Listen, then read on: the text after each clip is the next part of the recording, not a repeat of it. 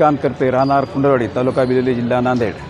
माझा व्यवसाय टेलरिंग आहे. माझी दुकान नगरपालिकेच्या बाजारपेठमध्ये आहे. 2017मध्ये विठ्ठल कुडमुंदळा साहेबांनी आम्हाला पुनर्वसन करून तिथं बसवलेले आहे रीतसर 10 बाय 10च्या जागेवर.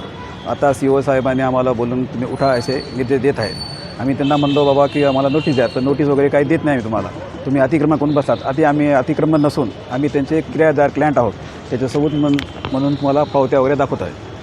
आता कलेक्टर साहेबांना निवेदन देतात. कलेक्टर साहेब म्हणले की बाबा आचारसंहिता आहे, आता काहीच करता येत नाही कोणाला सुद्धा, असं साहेबाचं म्हणणं आहे.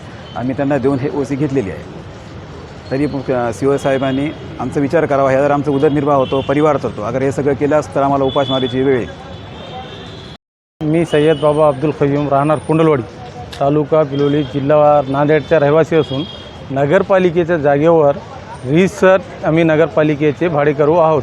परंतु CO साहेबांनी 2 ते 3 दिवसाखाली आम्हाला बोलून तुम्ही इथे अतिक्रमण केलेले आहात असं त्यांचं म्हणणं आहे. तर आमचं म्हणणं असं आहे जिल्हाधिकारी साहेबांना, सर आम्ही अतिक्रमण न केलेले असून आम्ही तुमचे रीतसर भाडेकरू आहात, अजून आमच्याबद्दल तुम्ही विचार करावा, यासाठी आम्ही त्यांना निवेदन दिले. काय सबूत आहे तुम्ही भाडेकरू आहात? आमच्याजवळ आम्ही जे पावत्या आहेत आमच्याकडे, त्यांना आम्ही जे भाडे भरले त्यांचे आमच्याकडे पावत्या आहेत. आम्हाला 2017मध्ये आम्हाला तिथं पुनर्वसन केले, त्याचे आमच्याकडे पावत्या आहेत. आम्ही ही कारवाई केल्यास आम्हाला उपासमारीची वेळ येईल. अजून आमच्या परिवाराचं सर याच्यावरच उदरनिर्वाह आहे. आमच्या मुलांचे शिक्षणाचे प्रश्न आहे.